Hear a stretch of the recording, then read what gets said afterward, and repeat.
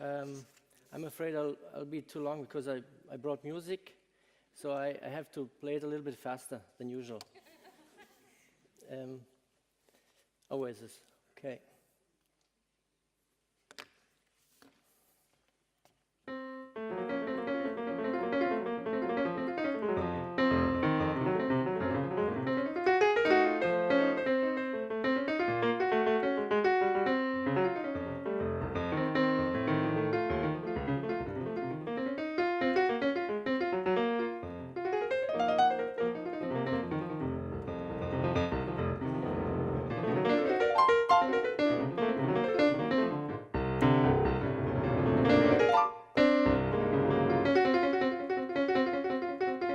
So, a couple of months ago, after performing at a jazz venue in Stuttgart, which I kind of demonstrated, sort of, an older man came to the band stage and he said that he liked the tunes on our website, but it angered him that tonight we were performing what he said minaret music.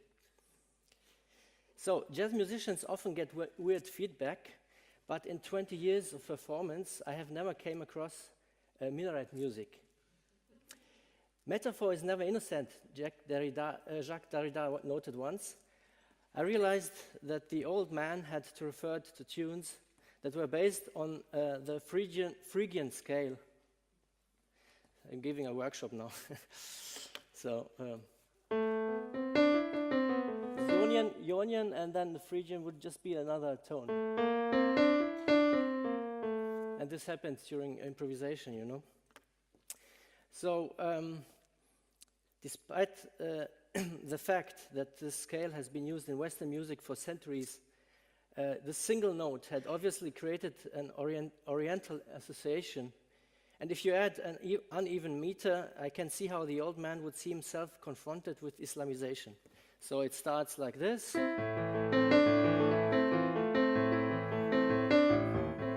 the influx of refugees, and it turns like into this.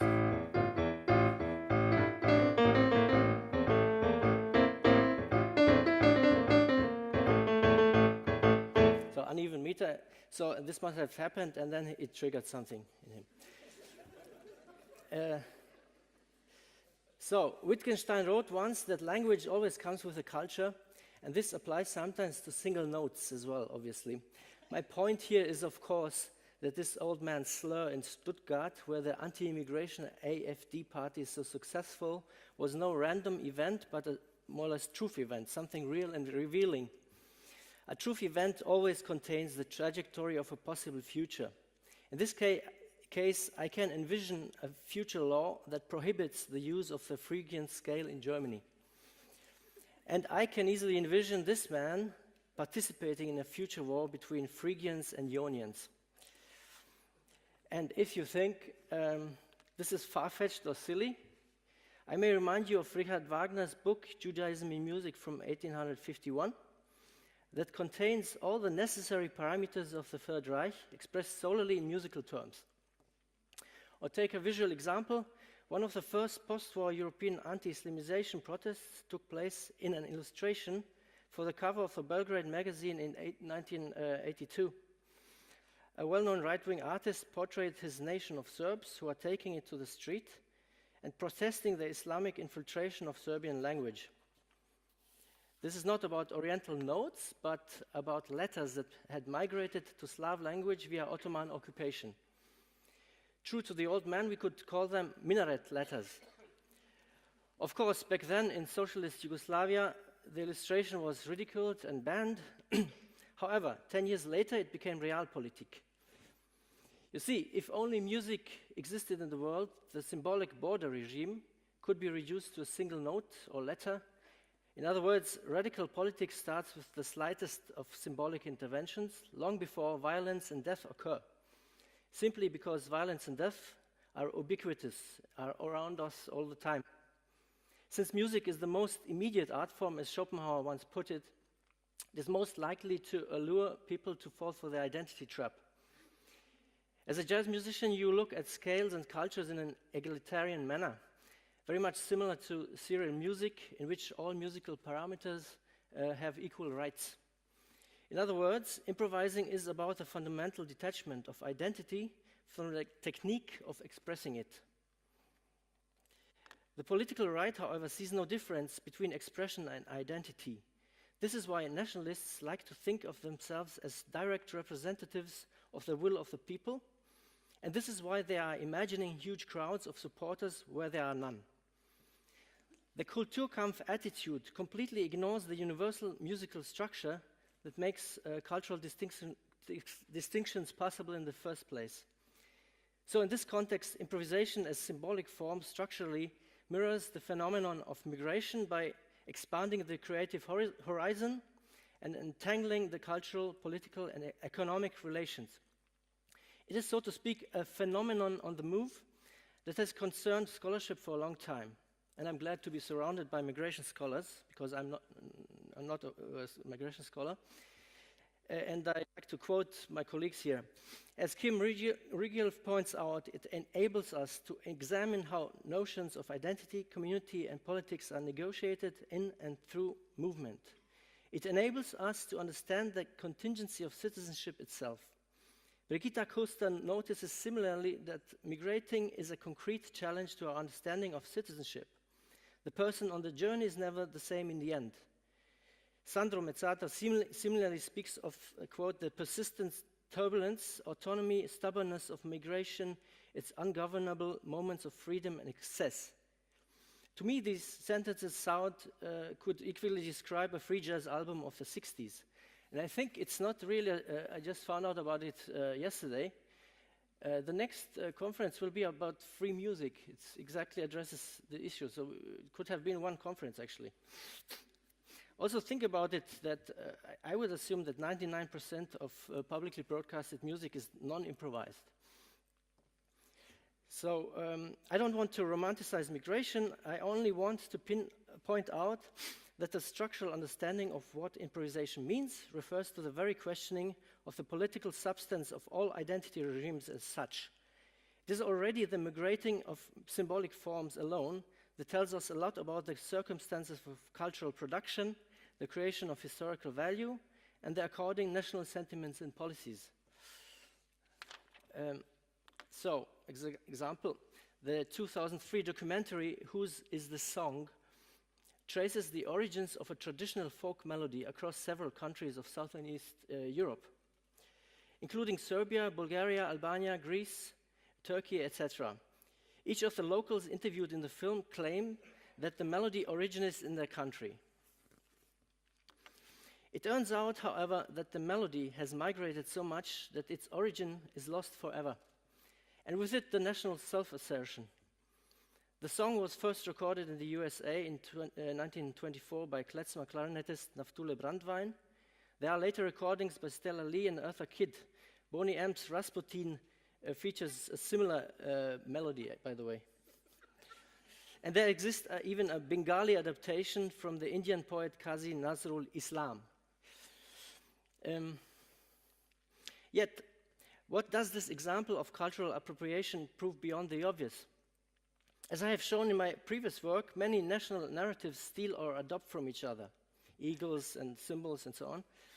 This also applies to representative state symbols such as anthems.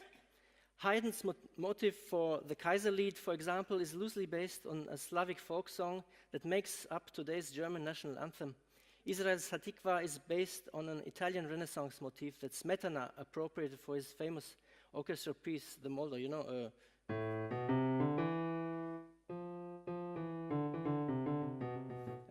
Quicker. So, between 1871 and 1918, the Kaiserreich have used the British anthem God Save the King as the German anthem. Liechtenstein still use the British anthem. And extravagant former Rhodesia used Ludwig van Beethoven's Ode an die Freude as their anthem, and so on. A Western invention, the overwhelming majority of world anthems stick to the traditional marching rhythm with its typical 2/4 meter and independently of the cultural background. You could easily swap the Saudi Arabic anthem with the Austrian anthem or the South Korean anthem with the German anthem, and it would make no difference in terms of decorum. It would certainly hurt feelings, but there is nothing that could not be reappropriated in national terms. I cannot read this. Because, to paraphrase Marx, not only workers, but also power has no homeland. The uniformity of national form neatly follows the uniformity of global capitalist symbolism, simply because the nation is a global container format of capital, if you will, or an ideal reflection of the real abstract equivalence of the commodity form. This means, for example, there's no comeback or backlash of nationalism because it never went away. And it means that you can read from the musical structure how much a symbolic form is indebted to a capital form. No. Not surprisingly, today's biggest pop hits, too, never use uneven meters, and harmonically they often accord to 18th century minuets with cadences rarely exceeding tonic, subdominant, and dominant chords. Dominant chord instabilities are always resolved in the tonic. The sound needs to be affirmative, neatly packaged, and readily consumed without any resistance. Recent German attempts at turning patriotism into music also accord to this. Take the German anti-Islamic Pegida movement's anthem, for example, which has only one tonic and dominant chord transposition. Or take Nena's album Made in Germany that follows all pop parameters of nation branding, a sales strategy that has become popular since the 2006 Football World Cup.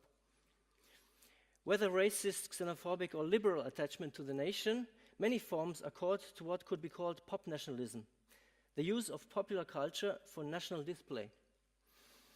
Michael Billig has used the term banal nationalism to describe more broadly the daily material flaggings of ideology. With Althusser, ideology is always material, of course. The question, what comes after nations, therefore must address this endemic nationalist structure, because its material manifestations are everywhere, as the commodity form is. I would assume that it is impossible to be really anti-system of any kind if you stick to the given vocabulary and given chords, so to speak. Musically speaking, any concert at an avant-garde jazz venue in Berlin is more radical and anti-Western than ISIS. There's a reason why the Jacobins unraveled the entire calendar system and introduced a secular religion, and why 20th century avant-gardists abolished representation. So, I'm following Sandro here. There's on one hand a reified uniformity of symbolic expressions, and on the other hand, incommensurable cultural differences that are permanently celebrated or fought out. This constellation is not as clear-cut, it creates a range of confusions. Oh, okay. So, everything could have been so easy. Since 1983, the annus mirabilis of nationalism studies, we know what nations are and what they are not.